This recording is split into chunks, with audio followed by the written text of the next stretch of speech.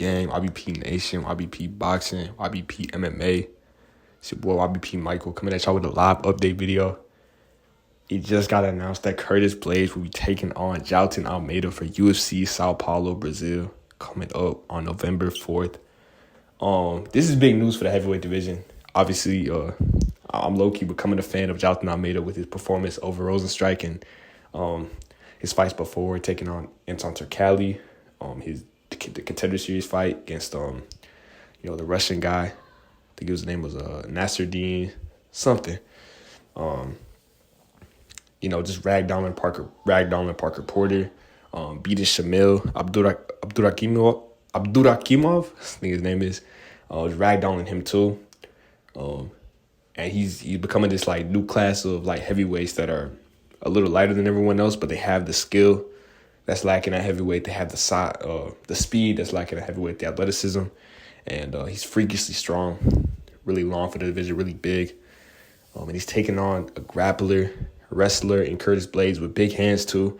Just came off his knockout loss versus Sergey Pavlovich. Looking to get back right in there. And if you're Curtis Blaydes, like it's time's running out for you to get that championship berth, get that chance at the title. So I like that he's getting right back in there.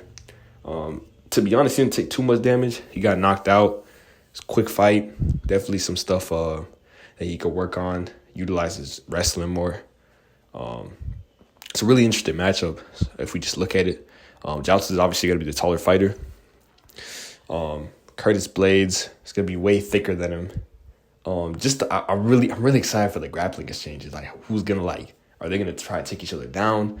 I am aware that I think Jailton Almeida has like some kickboxing or boxing credentials. He was like a champion somewhere. So he has hands. We haven't really seen much of it throughout his career so far. And Curtis Blaydes has like tons of power. Knocked out Chris Dawkins, was hitting Sergey Pavlovich with some like really good shots, some hard shots that would have knocked out 90% of people. We've seen Jailton Almeida take shots from other people. Like he took some shots from Shamil Abdurakhimov. Ate like a really good right hand, like straight to the temple. Other than that, like he hasn't really been. He got not touched significantly by a heavyweight. That was the only time, and he ate that one pretty well. But we just don't know. Shamil probably hits hard, I presume. Curtis hits so hard. If he connects, what's going to happen? Will Jailton Almeida keep his distance? Like, what's the plan? Is he going to gain tons of muscle from now until the November 4th fight? Like, what's the strategy exactly? Jailton's a smart fighter. He fights that way. He's going to have a strategy. The Jairzinho Rosenstrike fight was obliteration. And the game plan was very clear. For this one, I don't really know what the game plan is going to be. And if you're Curtis Blaydes, do you try to take him down? Do you try to, because, Jailton's a wrestler, but he also has really good BJJ too. Obviously being from Brazil. So do you try to take him down? Do you try to stay with him on the feet? Because that's a big criticism of Curtis Blaydes in his last fight was that with Sergey Pavlovich and fights before is that he's, falling in love with his hands a little bit ever since the Chris Dawkins knockout. So it's like, does he go to the well and be like, I'm not going to take this risk? Because we don't even know. Jailton might have some crazy hands. I haven't seen them. I'm going to have to go back into the tapes. But at least in his UFC career, we haven't seen, I'm seeing like good kicks from him, but not prolonged time on the feet. Like he wants to get the fight to the ground. So I want to know, Jailton's got that prospect, got that Hamza energy to him. Like he's gonna do stuff that some people wouldn't do. He has that like a lot of confidence. So if he doesn't get, I'm assuming he's gonna go for the takedown. Even though, why would you go to try to take down Curtis Blaydes? I don't know. But if he doesn't get the takedown on the feet, it's gonna be really interesting. But I could definitely see Jailton Almeida in a 5-round fight, keeping his distance, staying away from Blaydes' power, using his length, teep kicks, going in and out, bouncing around, using his length, athleticism, and just tiring Blaydes out. Maybe he gets like a late takedown, maybe like round 4, round 5, wins a 49-46 decision. But I could also see Blaydes sparking him at any moment, But Blaydes, I think, Blaydes has pretty good cardio, if I'm not mistaken. pretty over 5-round fights. He's pretty I'm gonna have to look back at that. I don't just from what I remember. I think he's pretty, you know what I mean? Even though his last fights have been finishes, like he can go late still. So it's just, man, this fight intrigued me. I had to come on here and talk about it a little bit because, and I don't know. I'm trying to like be more active with my content. So, but man, I mean, the fight just intrigues me. You know, I want to see like how far like this new like branch of heavyweights, because then there's conversation about Alex Pereira like maybe making a shift to heavyweight. Like how that would be, because light heavyweight's so like, even though it's wide open, like heavyweight's really wide open because the skill level is really not there from a lot of these fighters. So it's wide open, you know, like Jailton Almeida could obviously make the cut down to light heavyweight, but would he have the same success at that weight class? Because it's a lot of the same people his size, but not the same with a lot of skill, you know. And then heavyweight, it's the glamour division. All the big fights are there. And then plus, they just don't got the skill really.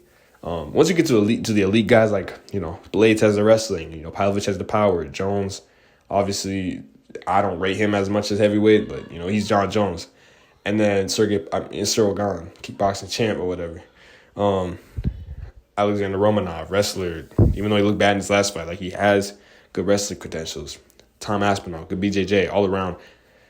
Just a lot of these guys. That's what I actually would have wanted to see. Like, even though I think Aspinall got paired up with Marcin Tybura, but Tom Aspinall versus Jailton Almeida fight would have been really interesting. But this fight is, man, they threw him to the wolves, man. Like, god damn, this is so he got one win against Rosenstrike, and they're like, here you go, Curtis Blaydes in your own country. So he has a lot of time to prepare. I don't know if I'm Jailton. I don't know what I'm doing. Like, what do you do with a guy like Blaydes? I think he has to go with striking at a distance, slow pace, just, man, 5-round fight. Win each round. Don't get caught.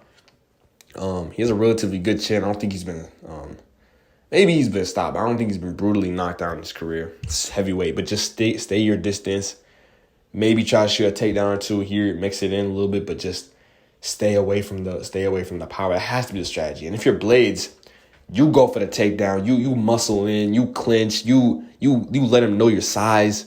You know what I mean? Even though Jailton's a freakishly strong guy, once you get to the top of the heavy, well, you know, it's not Ngannou anymore. It's Jones. I actually would give Jailton a pretty good chance to beat Jones. I'm not gonna lie to you. Just because we don't know much about Jones. Jones could be like a world beater, or he could be like absolutely horrible. And Cyril Gane was just this one-dimensional guy. Because from the striker we did see, he looked kind of sloppy. I'm not gonna lie. He even admitted to that. So, you know, John Jones could be this crazy good guy at heavyweight, or that's why I really want to see him fight again. But he's not fighting at 290. He's not fighting at. Looks like he's fighting at MSG. I don't know. But whatever the next opponent is, whether it's Miocic, it looks like, or it's Sergey Pavlovich, we're really going to get that answer. But yeah, man, Jailton Almeida versus Curtis Blaydes. My official prediction, my early prediction for this fight is I got Jailton Almeida by unanimous decision victory to beat. I think it'll be an upset because I think Curtis Blaydes would have to be the betting favorite in that fight. But you know, I love Jailton. Like, I'm a fan. And, you know, Curtis Blaydes, he should be the favorite. I'm not going to lie. He has more ways to win. I feel like he could knock him out. He could wrestle him. He could clinch at him. He has decent cardio too. But I think Jailton, you know, we don't know too much about him. But what I do know, he's a star. He's a stud. In Brazil, in his home country, he's going to come out and perform. He's going to get that dub. But, with that being said, man, I'm just loving the fights the UFC are putting out. We're taking them in. This is the UFC's year, man. November 4th, man. Some good fights, man. Good fights for the whole year, man.